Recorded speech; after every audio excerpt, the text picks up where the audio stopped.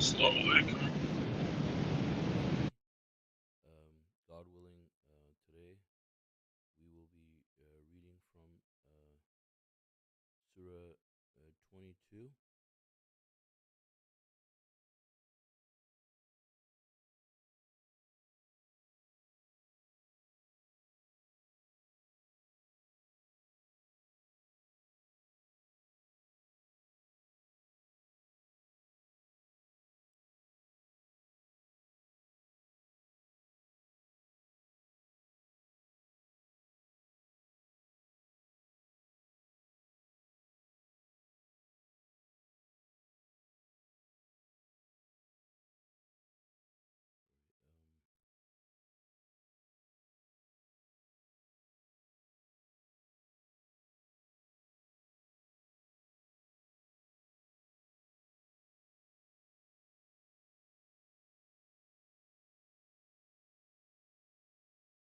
22, verse 38. Let's all seek refuge in God from Satan the rejected. A'udhu billahi minash shaitanir rajim. Bismillahir rahmanir rahim. God defends the believers. God defends those who believe. God does not love any betrayer, unappreciative.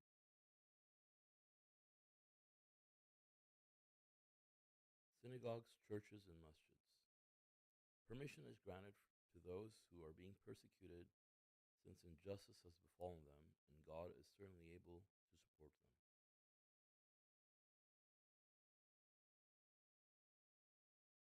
They were evicted from their homes unjustly for no reason other than saying, "Our Lord is God." If it were not for God's supporting of some people against others, monasteries, churches, synagogues, and masjids, where the name of God was commemorated frequently, would have been destroyed. Absolutely, God supports those who support Him. God is powerful, almighty. There are those who, if we appointed them as rulers on earth, they would establish the contact prayer salat and the obligatory charity zakat, and would advocate righteousness and forbid evil. God is the ultimate ruler. So, mashallah, beautiful verses. In this verse, God talks about, as the subtitle says, um, a very important aspect, which is God defends the believers. Um, and this is God's law that, if someone's a believer, God will protect them, and God will be on their side, and God will support them, right? So this idea only applies to believers, right? I mean, of course, I mean, it doesn't apply to disbelievers, idol worshippers, um, Zionists, or or other people who don't believe in God. But this is God's promise to the believers only, and God says that people who are persecuted, permission is granted to those to stand up against the injustice, right? And so that means that you don't just say, okay, God is running everything, and like just submit to God if this is happening. Um, you're basically supposed to stand up for your right, and you're completely justified in doing so, and you're permitted by God to do that, as long as you don't aggress. Uh, and God says, since injustice has befallen them, God is certainly able to support them. So one can say that, well, God is running everything, like, why do you have to go against it? You know? But the idea is, God allows these situations to happen so we can gain credit from it. Um, it's not something that you're objecting. God tests you with these situations to see how you'd respond. It's like, you're telling someone, like, God is running everything. God was gonna provide for you, so um, just why are you making effort to go to work or look for work, etc. Right? I mean, it's the same thing. Like, God wants you to do things. God has created us to work hard, to redeem ourselves, and these things are credits. Someone who strives in the cause of God, in this case, or standing up against injustice, is doing a good deed, and the credit will be written for those people. And God says He's certainly able to support them, right? So God supports the believers. God protects them. This is God's unchangeable law. And God says who these people were. It says they were evicted from their homes unjustly for no reason other than saying, "Our God, our Lord is God."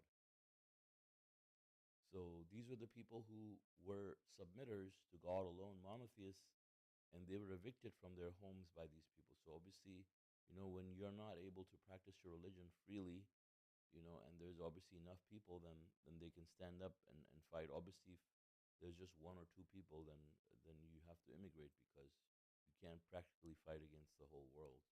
And you should immigrate to a place. It's an easier way to solve your problem by going to a place where you're able to practice your religion freely, because God says His earth is spacious. Um, and God says that if it were not for God's supporting of some people against others.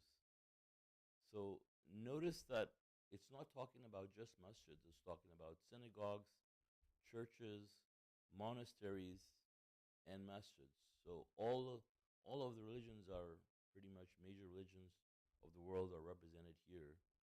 So all of these are in place here, and it says where the name of God is commemorated frequently, right? And so why is that important? Even though these places would be, masjids of Satan, so to speak.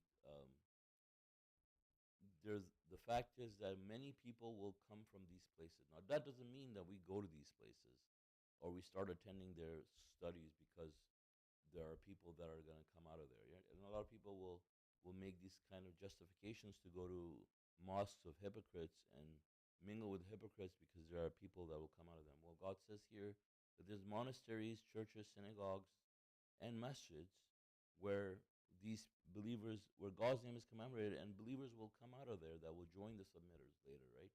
And there's a reason for these things to exist in this world, right? But that doesn't mean that we start going to these places. We should. God says never pray in a masjid where they commemorate other than God, let's say.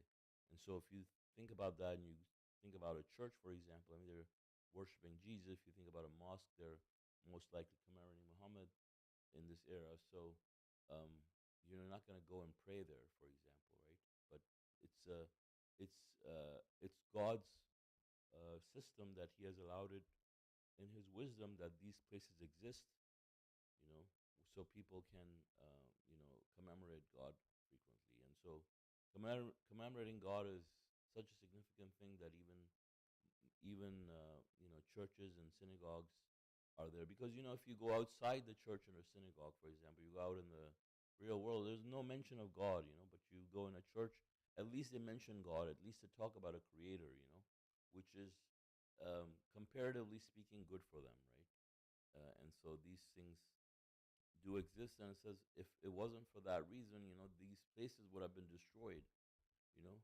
um, I mean, I've heard people talk about this.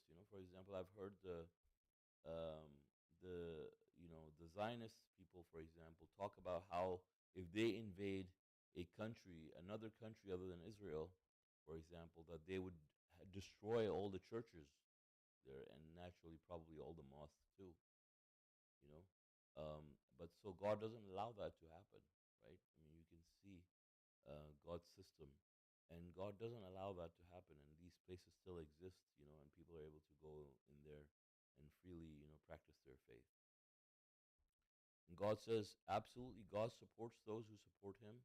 God is powerful, almighty. So we have to remember that if we are on the side of God, if we support the cause of God, God will support us. So we shouldn't worry that God's support will not come. God's support, will come if you do your part.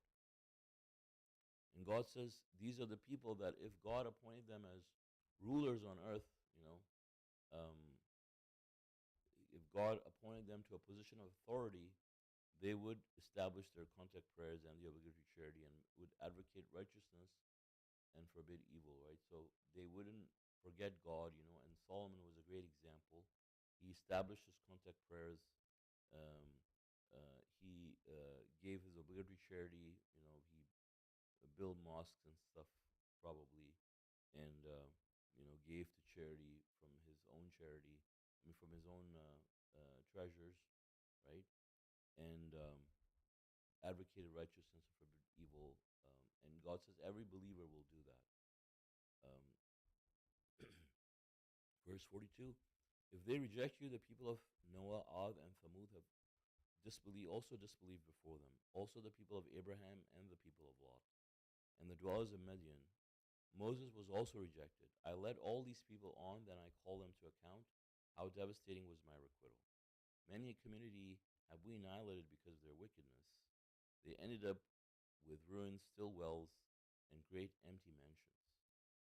Did they not roam the earth, then use their minds to understand, and use their ears to hear? Indeed, the real blindness is not the blindness of the eyes, but the blindness of the hearts inside the chest. They challenge you to bring the retribution, and God never fails to fulfill his prophecy. A day of your Lord is like 1,000 of your years. Many a community in the past committed evil, and I led them on for a while. Then I punished them. To me is the ultimate destiny. Right? So there's nothing different about God's system. God's system never changes, and it will not change for us either. God's promise is the truth, and we have all the prophecies in place. That they challenge you to bring the retribution. Excuse me. They challenge you to bring the retribution, and God never fails to fulfill his prophecy. So we know a great prophecy, the smoke prophecy, which is one of the two last prophecies before the end of the world, that is very close. And they're waiting, but God says God never fails to fulfill his prophecy. Obviously, the prophecy will come to pass, but before that, people are allowed to carry on. God leads them on. They're given enough rope to hang themselves and incriminate themselves by doing things that later provides proof against themselves. Right? I mean, if you want to find if someone's a criminal or not, I mean, you can only prove it if you catch them doing the crime, right? If they don't ever commit a crime, they can't be a criminal, right? And so God allows them to commit all these crimes so they can um, pay for it in the hereafter, and and nobody will question why this person is in hell, right? So God leads these people on, and that's why we see one of the reasons why we see injustice and evil actions and transgressions that people commit here in this world, because people need to be incriminated for their works, and God needs to bring out what these people are capable of, how evil these people are, and how much evil every person is capable of. A person is allowed to do all sorts of transgressions, um, not because God is not watching or because God is not in control. God is in full control, but God leads these people on to do these things so they can pay for it. And God says, did they not roam the earth and know the consequences of the people before them and what they did and what happened to them? And God mentions all these communities, the people of Moses. We have the body of Pharaoh in Egypt, right? I mean, we have all these other places, like for the people of Lot. You can still go and um, look at the ruins. You can look at the ruins for the people of Midian, and the station of Abraham is there. We know his story is also part of the Quran. I mean, being with Lot as well, and so all these things are historically proven to be true. Like, these people did exist. These are not fabricated stories, right? And they all came to spread the same message, to preach the same message, to worship God alone. And when they were rejected, after these people reached a point of no return, at a predetermined time, God annihilated them. And in our lifetime, we can expect the same, right? The smoke prophecy is, as I said, very close, very very close. And in this generation, we are supposed to witness it. So, um, we will see that the disbelieving Arabs who are dismissed from God's grace will be completely annihilated, as part of the fulfillment of this prophecy. And others around it obviously will also be affected. People who are disbelievers, and and submission will eventually prevail when people realize that God has sent a messenger who had already prophesied, this great prophecy from God.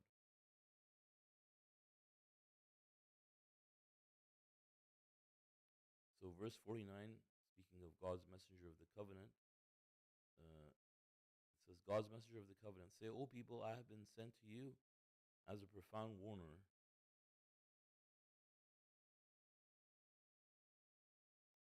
Before I continue, actually, I wanted to mention that this verse, says they challenge you to bring the retribution, and God never fails to fulfill His prophecy. 22:47, I think, should also be looked at. Maybe there are some mathematical signs there, because it's clearly talking about talking about the messenger of the covenant here in verse 49. Um, so we should definitely look into this as well. So it says, "Say, O people, I have been sent to you as a profound warner." And the footnote says, "This command is directed specifically to God's messenger of the covenant. This fact and the uh, specific name of the messenger are mathematically coded into the Quran. See the details together with the irrefutable proofs in Appendix 2 and 26."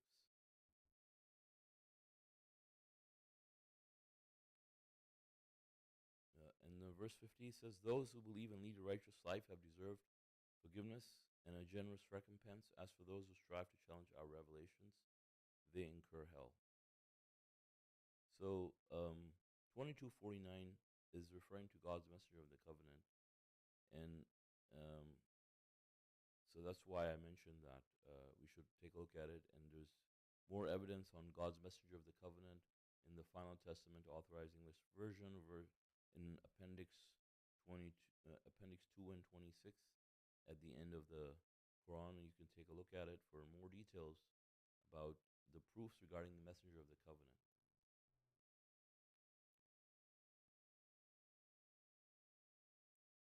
Verse 52, the system.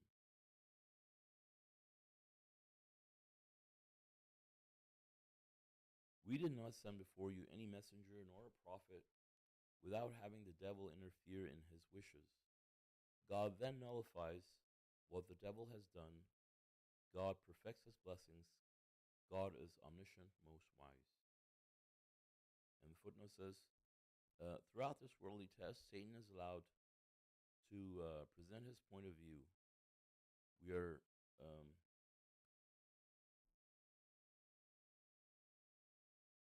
born with with a representative of Satan in our bodies. This allows the people to make a choice between God's evidence and Satan's evidence. Satan's evidence is invariably based on lies. This system explains the fact that the devil's agents continuously come up with the most absurd lies, insults, and accusations against every messenger.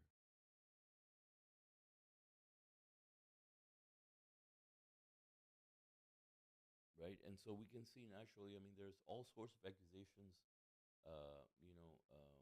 against the messenger of the covenant, going around in this world. I mean, on the internet, and they tried many different ways to try to, defame him, and spread lies about him. Of course, horrendous lies about him. And I mean, we have all of that, documented by God's leave. So we can see, for people who are coming in this generation and later generations, can actually see all of that. When they read these verses in the Quran, and they can go back and see, just like we know from the other messengers, how they responded to God's messenger of the covenant, who came with the ultimate miracle, and how these people responded to that, and how they made up all these lies. And not only that, like, um, we see among us now, how people have, from within, right, they have spread lies. People who come under the guise of submission, under the guise of submitters, and come up and spread lies about God. So when the messenger comes with God's purified message, and this is not just happening now. I mean, this has happened throughout history.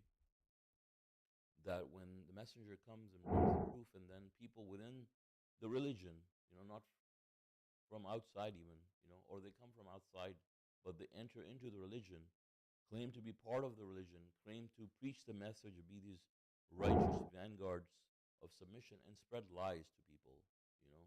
So this is one way then these people start adopting to these dogmas and innovations and lies, and this is how Satan uses these people to corrupt religion. And people think that they're doing a great service to religion, but in fact, they're doing a huge disservice, not just to submission, but also to themselves. Verse 53, the hypocrites drop out. He thus sets up the devil's scheme as a test for those who harbor doubts in their hearts, and those whose hearts are hardened. The wicked must remain with the opposition. Those who are blessed with knowledge will recognize the truth from your Lord, then believe in it, and their hearts will readily accept it. Most assuredly, God guides the believers in the right path.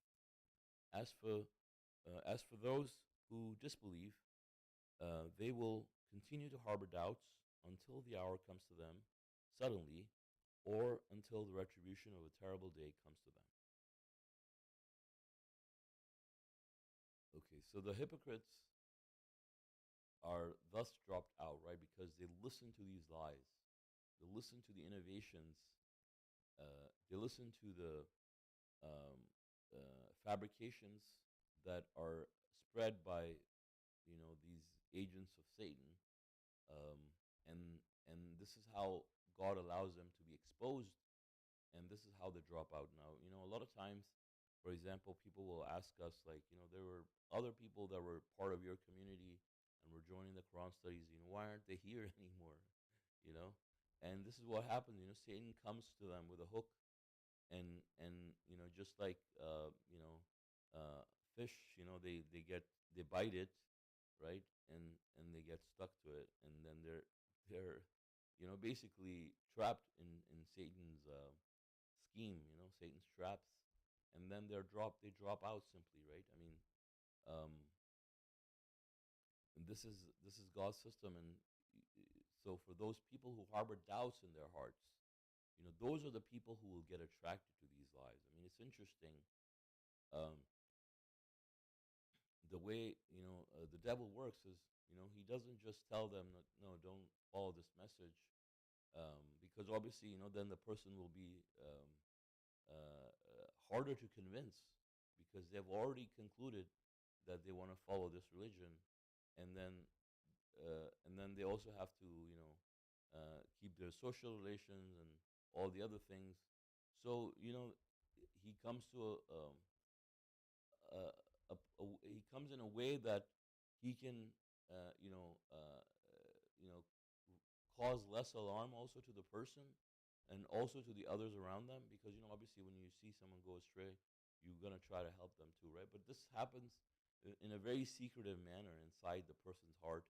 The doubt is there, the doubt's growing, and then also it happens in a way that the person himself is not even aware of it completely, because they think their works are adorned in their eyes. They think they have discovered something phenomenal which no one else can believe, and it makes them special when they come to such ideas. Like either it's their own theories or someone else's theories, and then their devil makes them believe that, no, it's okay, you're saying the right thing. Look, there's this proof in this book, and there's this proof in this other book, not thinking about that you're supposed to stick to the final scripture, the Quran, the only source of our guidance, the only source of law, that a book that is complete, perfect, and fully detailed, right? I mean, what else could we want from God? I mean, God has given us the book, and He has told us, you don't have to go and search through, you know, uh, piles and piles of books of wisdom around the world and get as much wisdom from all these books. No, you have this book, the one book. Just follow this, and you're going to be set for life, eternity. and we make it harder on ourselves because we are not satisfied with what God has given us. We are not appreciative of what God has given us, right?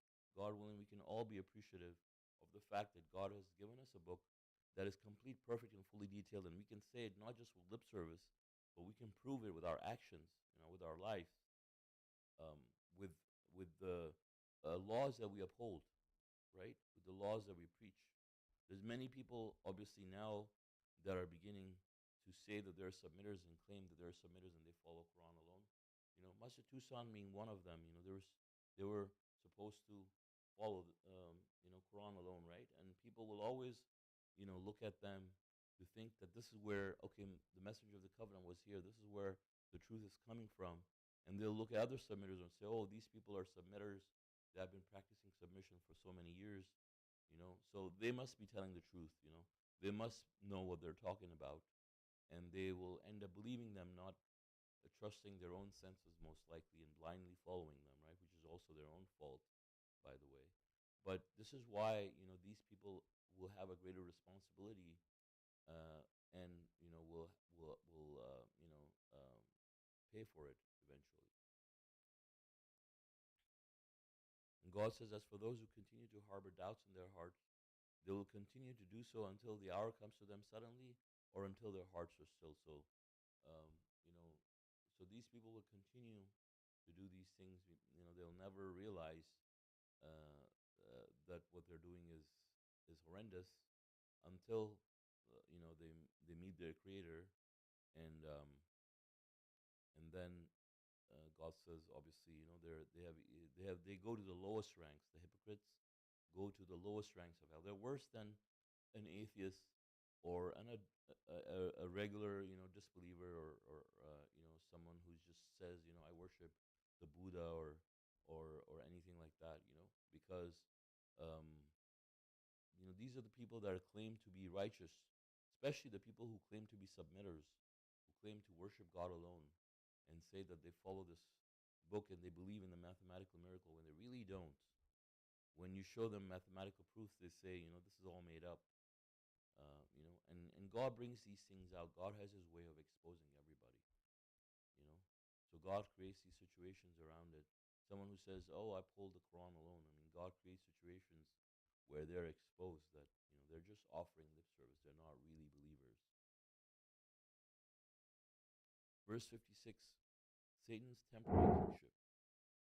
All sovereignty on that day belongs to God, and he will judge among them.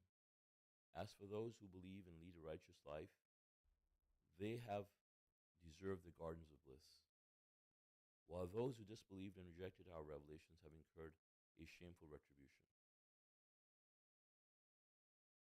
So this verse, the subtitle says Satan's temporary kingship, right? And why does it say that? Because it says all sovereignty on that day belongs to God, right? In this world, Satan is allowed to be a temporary God, right? So um, that's why it doesn't. So that's why it says all sovereignty on that day belongs to God, right? Even the temporary kingship that God allowed him to have, nobody's going to have that. He's not going to have that.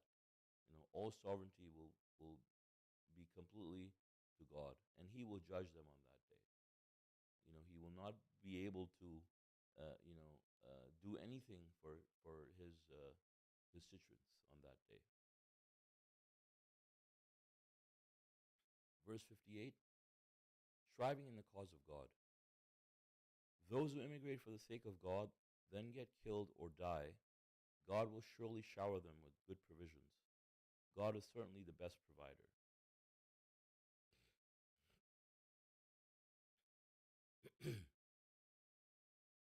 Most assuredly, he will admit them an admittance that will please them. God is omniscient, clement. So, striving in the cause of God, right? The people who immigrate for the sake of God and then get killed, let's say like fighting in the cause of God, or they die, even then they're striving, because they have started their life over.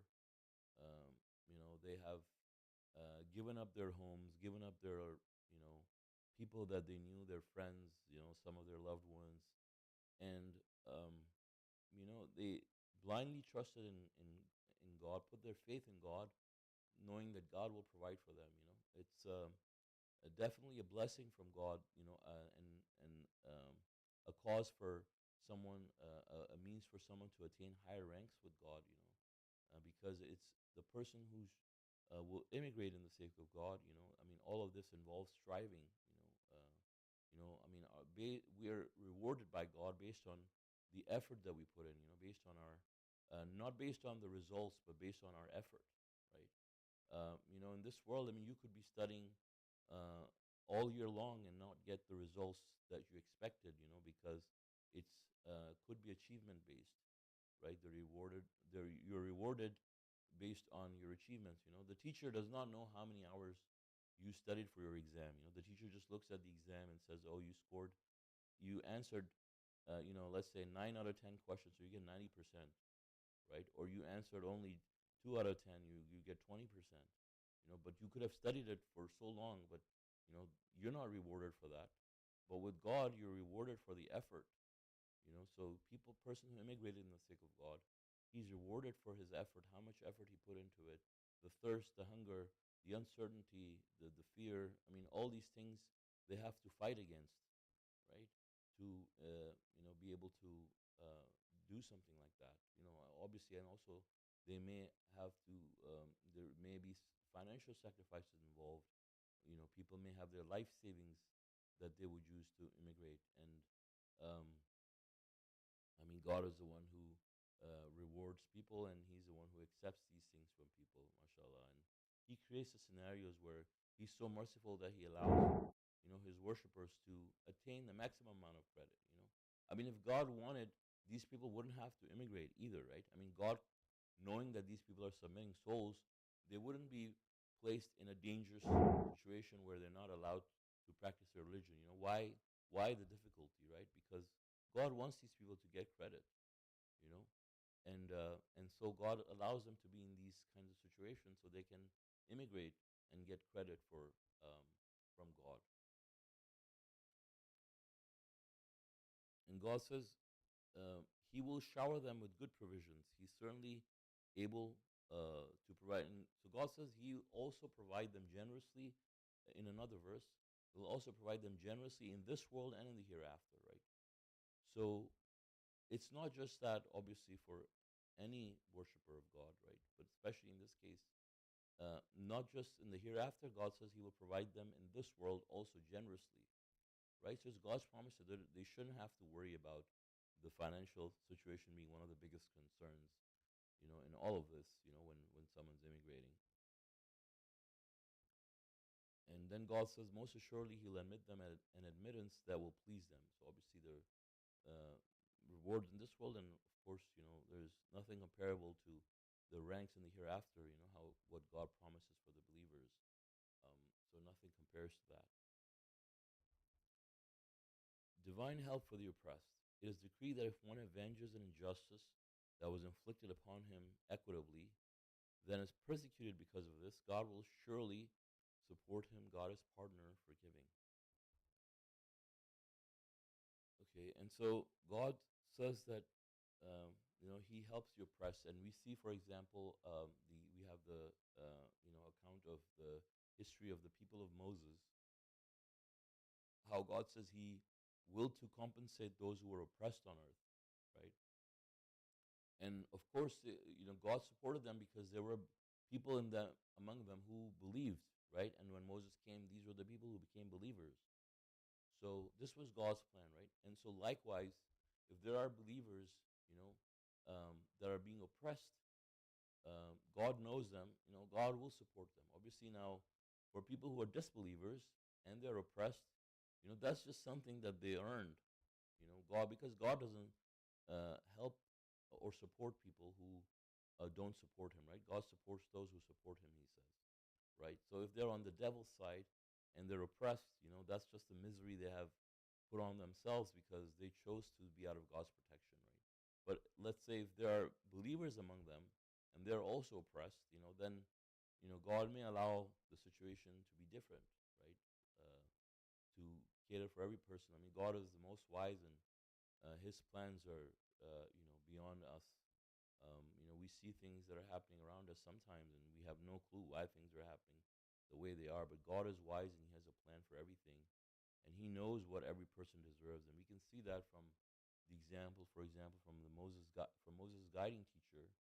The lessons that were there in that for us to learn from. Like, God could allow um, something as a blessing in disguise, something bad to happen. You'd have no clue, like, why this happened. Like, what did this person do to deserve it?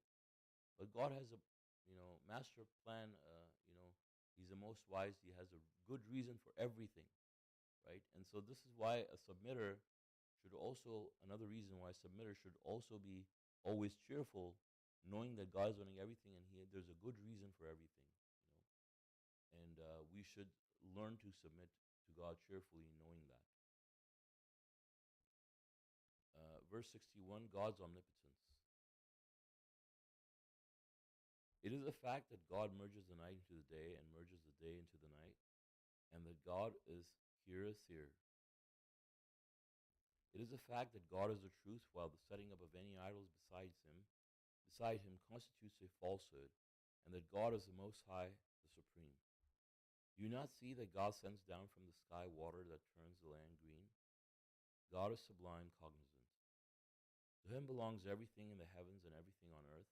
Absolutely, God is the most rich, most praiseworthy. So, yeah, so these verses are about God's omnipotence, right? And if we really deeply reflect on these verses, we can understand what that means. Like, a disbeliever will just read through it and not find anything, or just look at these signs every day and not think once what he's seeing in front of him and what that means or what that proves.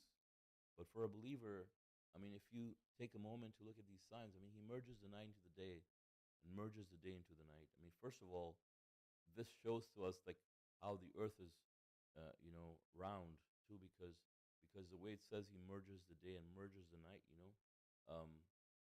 this continuous cycle could only happen if the earth was round. I mean, if it was flat, I mean, how would that even work? I mean, just thinking about reflection and light. I mean, this is so crazy, right? Um, but yeah, I mean, that just makes me laugh at the flat earthers. But he merges the night into the day and merges it into the night. I mean, and he does it in such a precise manner that we calibrate our mechanical clocks with that. It's so precise. I mean, imagine if I gave you um, even like a basketball, right? And I ask you to uh, spin it in a way that it continues forever, or even if I just told you that it should reach from this point to that point, throw it in a way that it takes exactly uh, you know 1.5754 seconds to get to hit that wall, right? You cannot do it because you can be precise that way, right? But God's system is so precise, the way He runs the universe. He's continuing it for thousands and thousands of years, right? God knows for how long He has been running this, and without fail, it never, delays or rushes its time, right? If you look at the calendar, you can count exactly the date, what it would be 1,000 years from now, uh, based on or 1,000 years ago, based on the laws that God has put in place for the earth and the sun.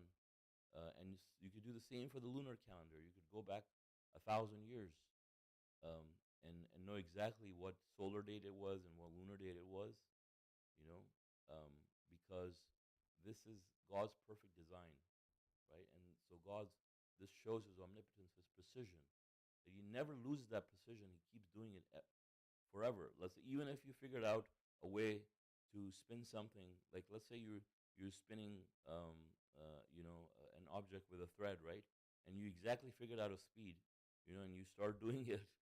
After 5 minutes, your hand is gonna get tired. You're not gonna be able to do that. Even if your hand didn't get tired, you're gonna mess up. right? But God's laws are so precise it never messes up in this way, right? So you can think about it, that aspect and many other aspects. Um, and same way, like God says, "Do you not see that God sends down from the sky water that turns the land green?" I mean, there are seeds that can survive for hundreds of years if they don't get water, and then when they get a tiny drop of water, all of a sudden they burst open and activate and start to sprout, and then you see all the microorganisms coming around it and all the other life, and it thrives with life, just with a little bit of water, right? And so, I mean, it looks very simple to us. Why? Because we have been seeing it every day since we grew up, right? And we just accept it. But if you really study, um, or reflect on how that process is even working, like you look at, I mean, all the microbiologists and all these people who have dedicated their careers into doing research, they cannot wrap their minds around all of it, right? I mean, there's so much detail and so much precision in each and every single aspect of it. The plants that it blows your mind when you think about it. And so, who controls that? God controls all of that, all the beautiful plants, all the amazing fruits, and all these vegetation, the entire ecosystem that God has created. It shows God can do anything. I mean, you see so many different varieties of even just the plants, right? I mean, and you have the fungi and algae and all these other things. It's amazing, and some of them, they're all specialists in their different areas that they're working on, right? All these things God has created to create the perfect balance, to provide the right nutrients, uh, for us, basically. So this is God's blessing, and it shows God's honor. But He can do this, but He can also do that. There's plants that are growing, in the most lush areas where you have plenty of rain. But look at the desert. God has plants and trees that are specifically designed for that environment. And God can do this also. Then you go in the middle of the ocean and you find, okay, these plants don't get any light, but they have this way and that way for absorbing their nutrients and how they will produce. They have their own mechanisms, and God can do that too. And that's just not even, coming close to what God is capable of, because our minds are limited, right? But God is omnipotent. What that means, I mean, even if you think about the word omnipotence, I mean, what does that mean? You have someone who can do anything, you know, beyond our imagination, you know. And this is where the reverence of God comes in. If you truly believe, do you truly believe that? And if because if the reverence is not there, then you don't believe that, right? For someone who's omnipotent, that's who we're talking about. That we cannot fathom his greatness. So, and that's someone that should be worthy of being worshipped, not a man who walked on earth or a statue, right? Um, and only that's why we're supposed to worship God alone. So, God willing, with this, I will end. If you guys have any comments or questions, please feel free.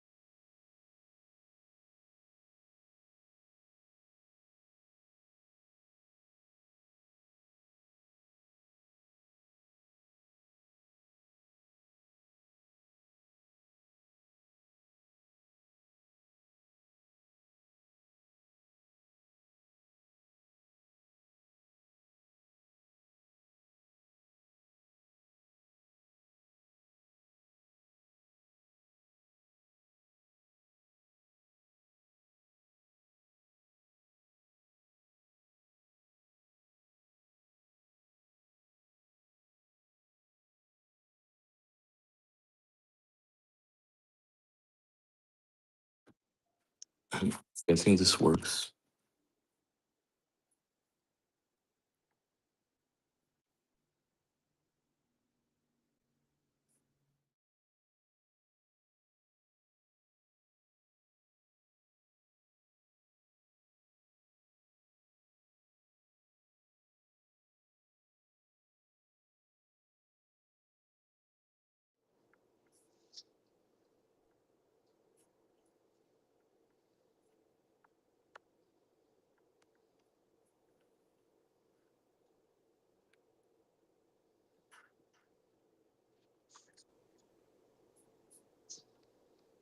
Okay.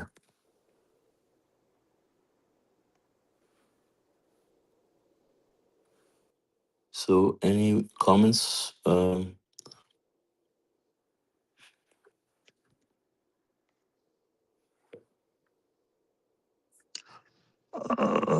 The comment, verse 47, I did post in the chat that you had mentioned was probably some math proof behind Oh, it. okay. Oh, mashallah. Okay, so you mentioned regarding 2247. It Yeah, says, it is a pretty significant one. That uh, you said 22. to check. Mhm. Yeah, yeah, subhanAllah. Yeah, see? Can you see in the chat? Yeah, yeah, I'm looking at it. That's pretty strong. Yeah. So, yeah, let me share this here so people can see too.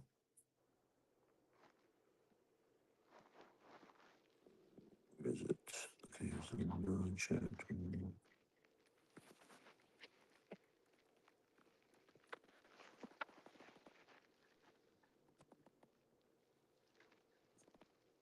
Yeah, so, It's also on the same server, brother, because remember the 2265, uh-huh. like several verses later about how it says how there's a lot of correlations too between that one. It said he prevents the heavenly bodies from Oh, crashing yeah, on yeah, the yeah. earth. Yeah, yeah, That's exactly. just a few verses later as well. SubhanAllah, yes, yes. The next verse for next study. Uh, Yeah. yeah. Darwin, it's going to be your turn, so you can elaborate on it Oh yeah. and share the proofs too. Yeah. MashaAllah. Yeah, I'm sharing it on the YouTube also right now. The the one that you found out right now, mashallah. Mhm. I mean, you technically found that because you said to look for it. So. Mhm. Doesn't matter who finds it. Mhm. So God allowed us all to discover parts of it, mashallah. Don't study. 22.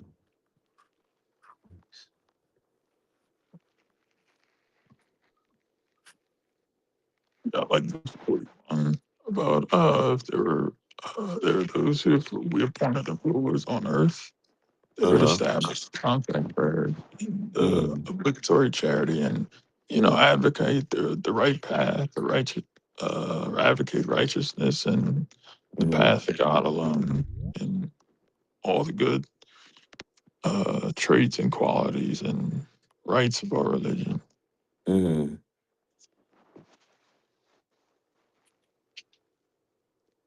Oh, also, I found out that instead of putting the 22 side by side, if you just add 22 to the rest of the number, we just side by side, it's also multiple, but that's not important. Uh, Mhm. it's okay, okay, 47. I didn't check too many things though. I checked like the addition part, but Uh-huh. I checked like adding up those parameters, and then I didn't. Hmm. I put that side by side. Pretty much, it was the first. It happened on the first go, Right, right. like the Subhanallah. order that. Yeah, it's Uh-huh. just like I just put it in that order, and it happened. Yeah, and you think about it, it encompasses all the parameters, right? It It does, talks yeah. about, it says the one that's going to hit, on when it's going to hit, and who prophesied it, right? I mean, this That's is the it. one that the Yeah, messenger talked about messenger of the in covenant. 1230. Yeah, subhanAllah. Yeah, this is tied directly to him, like tied to Apophis, and then all the other like 19 and then two songs, uh, just basic things, that June 19th. Mm.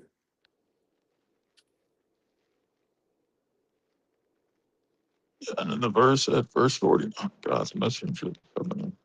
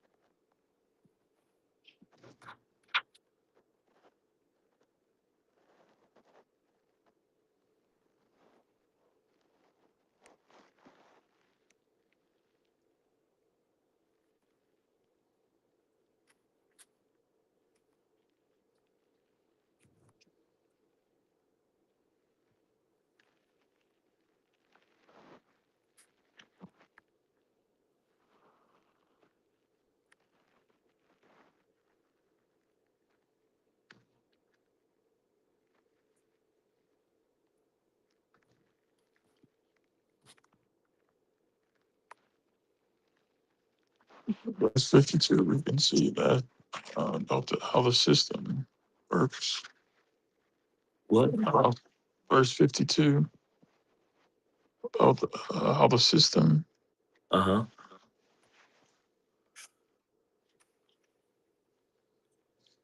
Mm-hmm.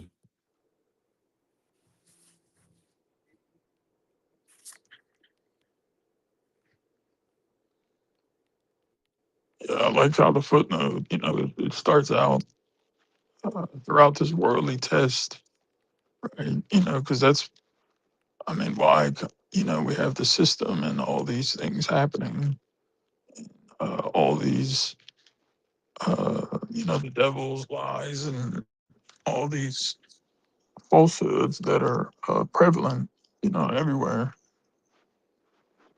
Like even within submission. I mean, Satan isn't.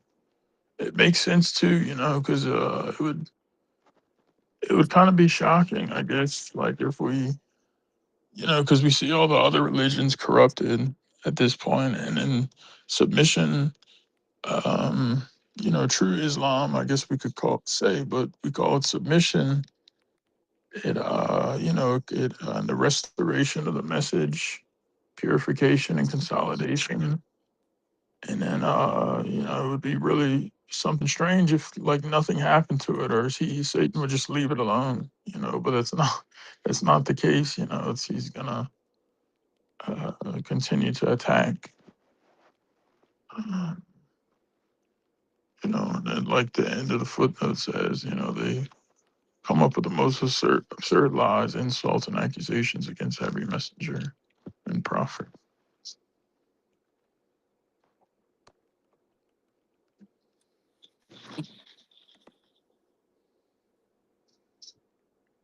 Yeah, and like verse 63 too, do you not see that God sends down from the sky water that turns the land green? God is sublime cognizant. Really like a miracle every time these things happen. It's like just everything before our eyes. It's it's amazing. It's like magical. When we see these things happen, And like you had mentioned, oftentimes, we get used to them in a way, but that's we're worshiping God alone and remembering God and thinking about Him when we see these things, or we see colors and stuff that are very nice. We can be grateful for being, not. We can be grateful for not, having everything appear in black and white. For example, like the movies in the 1950s and stuff. Like, what if our world looked like that?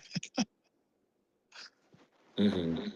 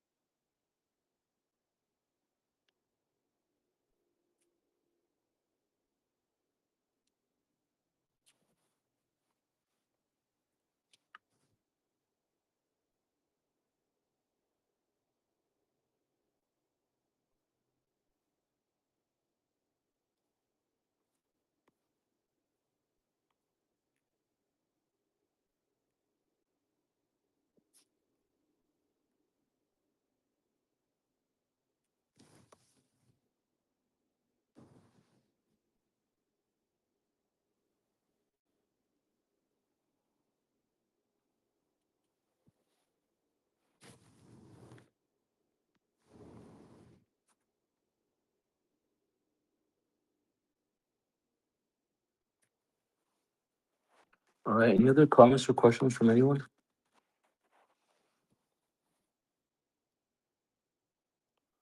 All right. So, if there are no other comments or questions, God willing, we can conclude our study. So, thank you all for joining us. God willing, our next English Quran study would be on Saturday at 9:30 a.m. Pacific time. And God bless you all. Assalamu alaikum. Bless you. Assalamu alaikum.